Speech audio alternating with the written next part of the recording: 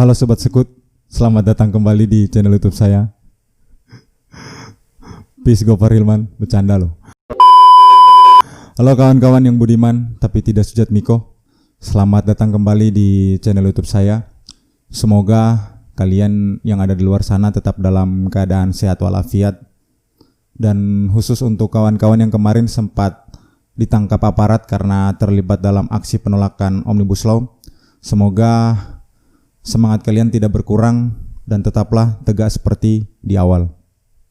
Pembahasan kita kali ini masih seputar influencer yang kemarin mengkampanyekan Omnibus Law.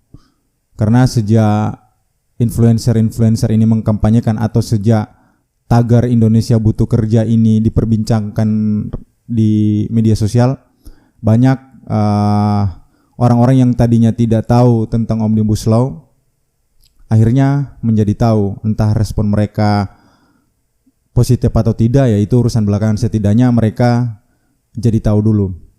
Cuma kalau dilihat-lihat ya, kemarin sempat ada perubahan yang lumayan, khususnya di Solo, yang tadinya masyarakat itu kadang sibuk menyinyirin atau bahkan kayak responnya mereka negatif terhadap aksi penolakan Omnibus Law di Solo. Tapi sejak kemarin karena memang heboh, banyak diperbincangkan dan diberitakan di media-media nasional maupun lokal, akhirnya kayak berbalik gitu, jadi banyak yang dukungan positif.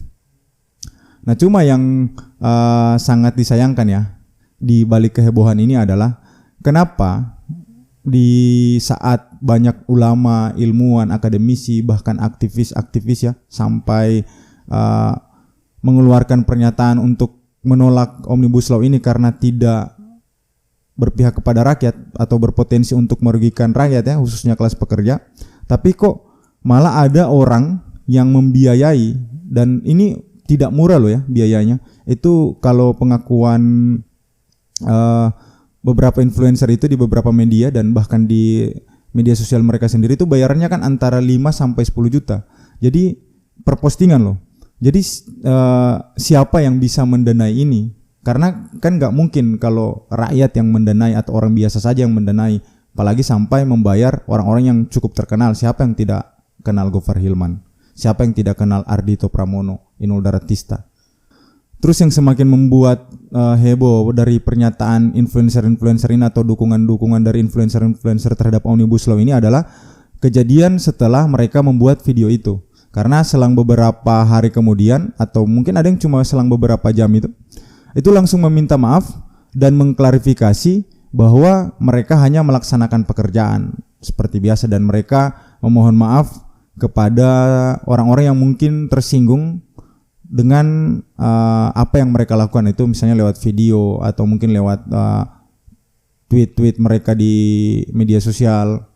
Nah, itu mereka langsung meminta maaf. Kemarin itu yang aku lihat sudah ada Ardhito Pramono yang meminta maaf, terus yang si Adit Insomnia, terus juga si Gofar Hilman. Mereka sama-sama mengatakan bahwa mereka tidak tahu kalau apa yang mereka lakukan ini ada hubungannya dengan Omnibus Law. Mereka hanya menerima pekerjaan sebagaimana menerima pekerjaan ketika ada endorse atau permintaan kerjasama dari pihak-pihak yang lainnya. Jadi bagi mereka ya, mereka sama sekali tidak ada niat untuk menyakiti pihak-pihak yang menolak. Kalau aku mah mereka-mereka ini, influencer-influencer ini mah dimaafkan saja. Tapi ya buat kalian yang sudah mengaku hilaf dan salah karena sudah mendukung Omnibus Law ini, ya kedepannya kalau memang ada permintaan serupa atau permintaan kerjasama atau mengiklankan sesuatu yang ada hubungannya dengan nasib orang banyak, ya dipikir-pikir lagi. Kalau memang mau diterima, ya apa yang kalian lakukan itu harus dapat dipertanggungjawabkan, setidaknya dipelajari supaya ketika misalnya apa yang kalian lakukan atau apa yang kalian iklankan itu menuai protes, kalian punya argumen balik, punya argumen bahwa misalnya kalau Omnibus Law ini ya, saya mendukung Omnibus Law ini karena bla bla bla bla, atau karena ini menguntungkan bagi saya dan ini. Nah, tapi kalau ketika apa yang kalian lakukan itu atau apa yang kalian iklankan itu diprotes oleh orang banyak, tapi kalian tidak mempunyai argumen untuk membalas protes dari orang-orang itu, ya berarti kalian benar-benar tidak tahu apa yang kalian bicarakan dan malah memperkeruh suasana, bukan memberikan solusi bagi orang banyak. Apalagi orang-orang seperti kalian, orang-orang seperti Gofar Hilman, Ardhito Pramono, Inul Daratista, dan influencer-influencer ini punya banyak jamaah fanatik di media sosial. Kalian punya banyak penggemar. Apa yang kalian tulis atau apa yang kalian bikin dalam bentuk video itu disaksikan oleh orang banyak. Takutnya orang-orang yang kalian orang-orang yang menjadi jamaah kalian itu belum tahu apa-apa tentang Omnibus Law, tapi karena yang menyuarakan itu adalah idola mereka main ikut-ikut aja gitu kan. Nah, itu kan yang jadi berbahayanya di situ. Coba bayangkan kalau seandainya apa yang kalian lakukan itu tidak di-counter atau tidak dibalas oleh orang lain. Pasti akan banyak orang yang merasa tertipu dengan apa yang kalian lakukan. Apa yang kalian lakukan ini kan sesuatu yang kalian tidak tahu. Bentuk dukungan kalian ini kan bentuk dukungan yang kalian tidak tahu apa resikonya bagi orang banyak. Nah, makanya lain kali dipikir-pikir lagi kalau menerima pekerjaan. Karena di luar sana mungkin kalian enak-enak saja. Dengan adanya Omnibus Law atau tanpa adanya Omnibus Law ini mungkin tidak akan berpengaruh bagi kalian, tapi bagi orang di luar sana yang mungkin ekonominya berada di bawah, ya itu berpengaruh banget. Kalau kalian mungkin ada pendapat juga dan tetap ingin berkomentar tentang sesuatu yang sedang hangat diperbincangkan oleh masyarakat, ya dipelajari, tidak apa-apa. Kalau kalian sudah merasa sudah mempelajarinya, ya silakan berikan komentar kalian, itu hak kalian kok. Bukan sesuatu yang harus aku larang atau orang-orang di luar sana harus larang. Selanjutnya yang tak kalah penting dari influencer-influencer yang mendukung Omnibus Law ini adalah siapa sosok atau siapa otak di balik kampanye-kampanye yang dilakukan oleh influencer ini. Karena seperti pengakuan para influencer-influencer ini, mereka menyatakan bahwa ada yang membayar mereka dan ada briefnya. Artinya itu ada pihak tertentu yang mendanai atau agensi yang mendanai iklan-iklan atau dukungan-dukungan terhadap Omnibus Law ini. Nah, sampai video ini saya buat itu sudah banyak yang mencari tahu, tapi influencer-influencer ini kayak sepakat gitu atau kayak kompak mengatakan bahwa mereka sama sekali tidak diberitahu dan tidak tahu menahu soal siapa yang membayar mereka atau siapa agensi dari Indonesia Butuh Kerja ini. Pemerintah juga sejak dukungan para influencer terhadap Omnibus Law ini ramai diperbincangkan di media sosial sudah membantah. Mereka menyatakan bahwa mereka sama sekali tidak tahu menahu tentang artis atau influencer yang mendukung soal Omnibus Law ini. Kemarin aku baca di CNN Indonesia, tenaga ahli kedeputian Pak Doni itu malah mengatakan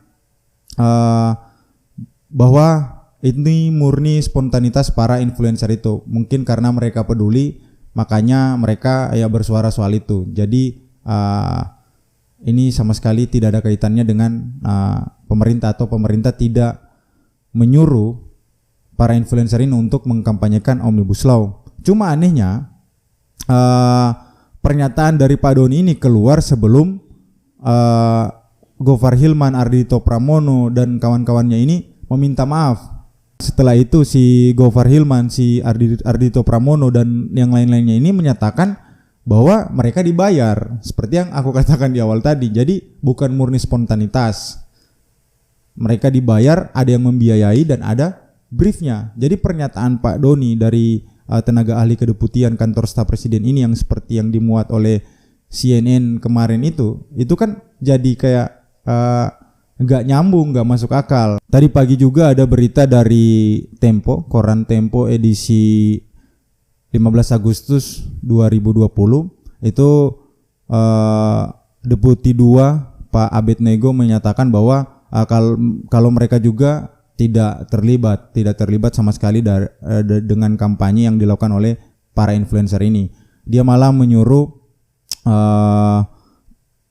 masyarakat atau media, khususnya Tempo ya, karena ini aku baca di berita Tempo tadi pagi, menyuruh mereka untuk menelusuri lewat influencernya saja. Jadi ditanya ke influencer siapa yang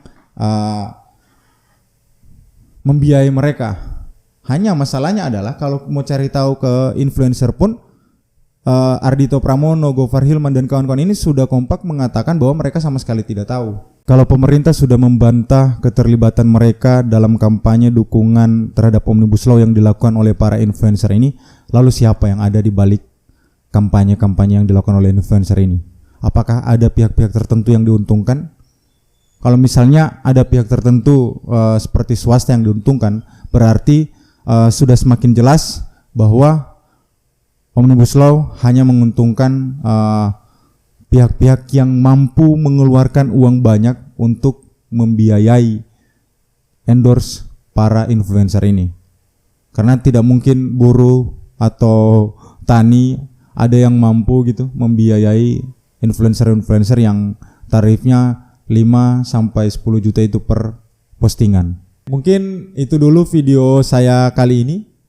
Semoga setelah video ini diposting nanti sudah ada kabar terbaru yang mengungkap siapa yang mendanai atau membayar influencer-influencer ini untuk mengkampanyekan Omnibus Law. Ya walaupun saya yakin teman-teman di luar sana sudah bisa menebak-nebak karena ya sudah dengan mudahnya akses informasi saat ini ya teman-teman ya udah tahu lah ya siapa yang diuntungkan dan siapa yang dirugikan dari Omnibus Law ini.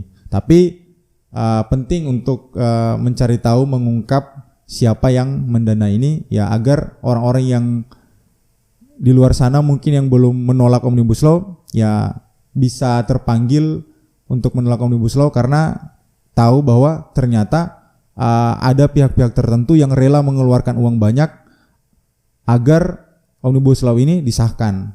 Ya otomatis ya mereka-mereka ini kan yang diuntungkan, bukan kita, bukan kaum tani atau kaum buruh dan rakyat Indonesia yang dimiskinkan oleh negara. Sampai jumpa dan tetap sehat dan waras.